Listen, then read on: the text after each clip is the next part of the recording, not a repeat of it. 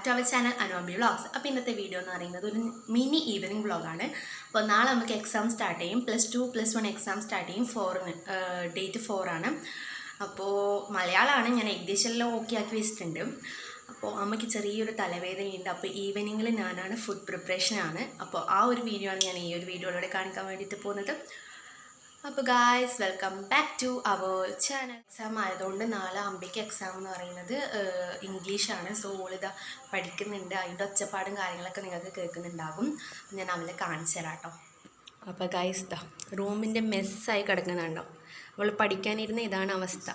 ഇതാ പഠിക്കുകയെന്ന്. എക്സാം ആയതുകൊണ്ട് തന്നെ ഇപ്പോഴാണ് ബുക്കും കാര്യങ്ങളൊക്കെ ഒന്ന് തുറക്കുന്നത് തന്നെ. അമ്പി നോക്കിയാ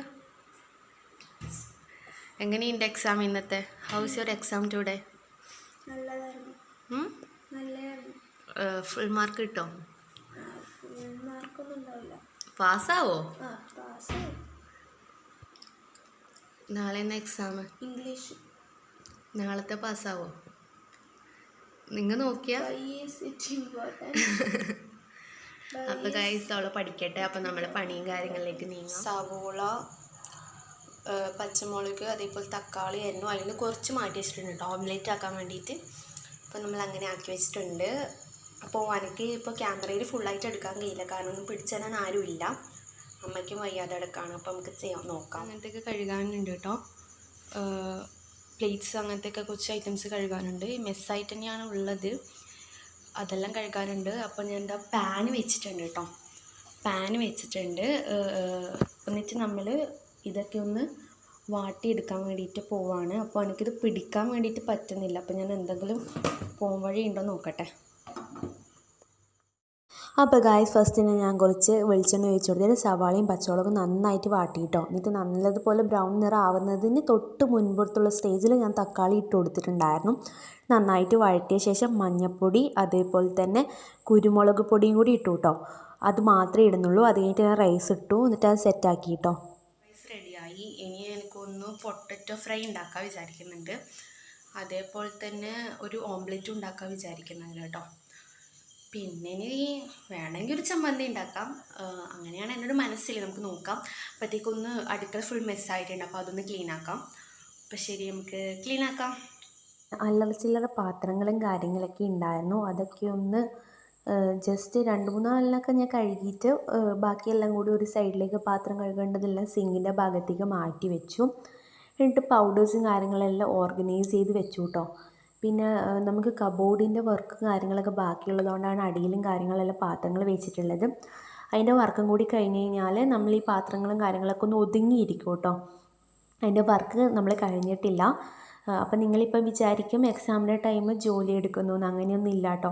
എക്സാമെല്ലാം പഠിച്ച് ചെയ്യുന്നതാണ്. ഇപ്പോൾ അമ്പി ഓൾ അധികം പഠിച്ച് തീരാത്തതുകൊണ്ടാണ് ഓൾ വരാത്തത്.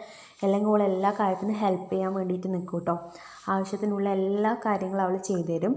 അതെല്ലാം കഴിഞ്ഞ് ഞാൻ പൊട്ടറ്റോയും കാര്യങ്ങൾ ഒന്ന് ഫ്രൈ ചെയ്യാൻ വേണ്ടിയിട്ടായിരുന്നു. എന്നിട്ട് അതിലേക്ക് മുളക് പൊടി ഉപ്പും കൂടി ഇട്ടിട്ട് ഒന്ന് ഫ്രൈ ചെയ്യാൻ വേണ്ടിയിട്ട് ഞാൻ വെച്ചു. ഞാൻ ദോശത്തവ നോൺ സ്റ്റിക്കിൻ്റെ ആണ് പൊട്ടറ്റോ ഫ്രൈക്ക് വേണ്ടിയിട്ട് എടുത്തത്. അപ്പുറത്തെ ഗ്യാസിൽ സാധാരണ ദോശത്തവ. അതിലേക്ക് ഞാൻ വെളിച്ചെണ്ണ ഒഴിച്ച് കൊടുത്തിട്ട് ഒന്ന് സവാളയും പച്ചമുളകും ജസ്റ്റ് വാട്ടി. My expectation is very beautiful. നിങ്ങൾക്ക് കാണാൻ പറ്റും, ഞാൻ എക്സ്പെക്റ്റ് ചെയ്തത് ഇതേപോലെയാണ്.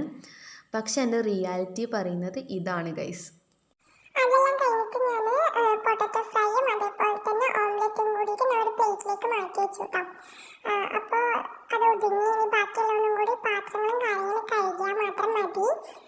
അതെല്ലാം കഴിഞ്ഞപ്പോഴത്തേക്കൊന്ന് പാത്രം കഴുകാൻ നിന്നിട്ടുണ്ടായിരുന്നു. പ്ലേറ്റ്സ് അങ്ങനെ കുറച്ച് പാത്രങ്ങളേ ഉള്ളൂ. അതൊക്കെ ഞാൻ ഒന്ന് കഴുകി വെച്ചു കേട്ടോ. അത് കഴുകാനാണ് കുറേ ടൈം എടുത്തത്. അപ്പോൾ ഞാൻ ആ പാത്രങ്ങളും കാര്യങ്ങളൊക്കെ ഒന്ന് കഴുകി വെക്കുന്നുണ്ടായിരുന്നു. പിന്നെ വെച്ചിട്ടുണ്ടെങ്കിൽ അധികം ഇങ്ങനെ പണിയൊന്നുമില്ല. പാത്രങ്ങളൊന്നും അമ്മ പറഞ്ഞു കഴുകണ്ട, കാരണം ഞാൻ എഴുന്നേറ്റിട്ട് വയ്യാലോ, അപ്പോൾ എഴുന്നേറ്റിട്ട് കഴുകിക്കോളാൻ പറഞ്ഞു.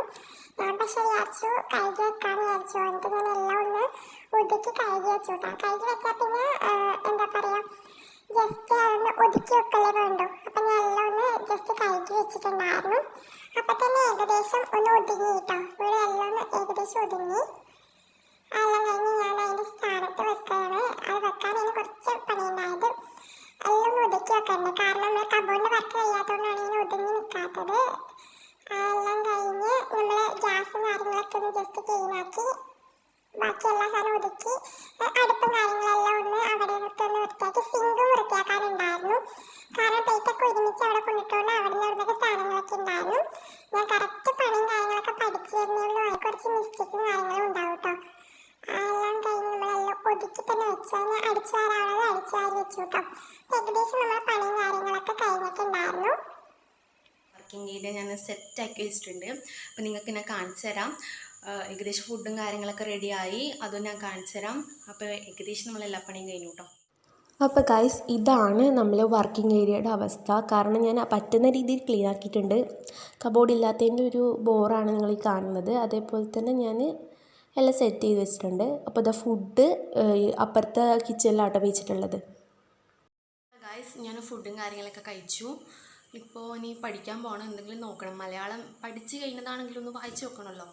സോ ഞാൻ വായിച്ച് നോക്കാൻ വേണ്ടിയിട്ട് വന്നതാണ്. റൂം മെസ്സായിട്ടാട്ടോ കിടക്കുന്നത്. എല്ലാം എന്താ പറയുക, ക്ലീനിങ് കഴിഞ്ഞിട്ടുണ്ടെങ്കിലും എന്തൊക്കെയോ ആവശ്യത്തിന് വേണ്ടി എടുത്തിട്ടുണ്ടായിരുന്നു. അപ്പോൾ അങ്ങനെ മെസ്സായിട്ടാട്ടോ കിടക്കുന്നത്. അപ്പോൾ ഗൈസ്, എല്ലാം ഒന്ന് ഒതുക്കി വെച്ചു ഞാൻ. പക്ഷേ ഇത് എൻ്റെ എക്സാം ബോർഡ് കാണാത്തതുകൊണ്ട് അമ്പിയെല്ലാം വലിച്ചിട്ടതാട്ടെ കാണുന്നത്. ഞാൻ എന്നിട്ട് ജസ്റ്റ് ടേബിളിൽ ഒതുക്കി വെച്ചിട്ട് ഞാൻ എന്താ മലയാളം വായിക്കുകയാണ്. കുറച്ച് വായിക്കാണ്ട്, പഠിച്ചതാണെങ്കിലും എന്തെല്ലോ വായിക്കാനുണ്ട് കേട്ടോ, എന്നാലേ എനിക്ക് മലയാളം കിട്ടുള്ളൂ. അപ്പം ഞാൻ അതെല്ലാം ചെയ്തു. അല്ലെങ്കിൽ ഞാൻ സൈലത്തിൻ്റെ ക്ലാസ് ആട്ടോ കാണാറ്. അത് നല്ല യൂസ്ഫുള്ളാണ്. അവർ പറയുന്ന പല ക്വസ്റ്റ്യൻസ് എക്സാമിന് വന്ന ഒരു അനുഭവം എനിക്കുണ്ട്. അപ്പോൾ ഞാൻ എല്ലാം ഒന്ന് വായിച്ച് നോക്കുന്നുണ്ട് കേട്ടോ. അപ്പോൾ ഇത്രയേ ഉള്ളൂ. അപ്പോൾ നിങ്ങൾക്ക് ഈ വീഡിയോ ഇഷ്ടപ്പെട്ടാൽ എന്തായാലും ലൈക്ക് ചെയ്യുക, ഷെയർ ചെയ്യുക, സബ്സ്ക്രൈബ് ചെയ്യുക. അപ്പോൾ അടുത്ത വീഡിയോ ആയിട്ട് വരുന്നവരെ ബൈ ബൈ.